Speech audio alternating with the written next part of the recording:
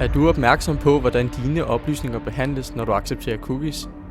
Mange ved ikke, at deres oplysninger bliver indsamlet af de hjemmesider, de besøger, og at disse oplysninger sælges videre til betalende tredjeparter.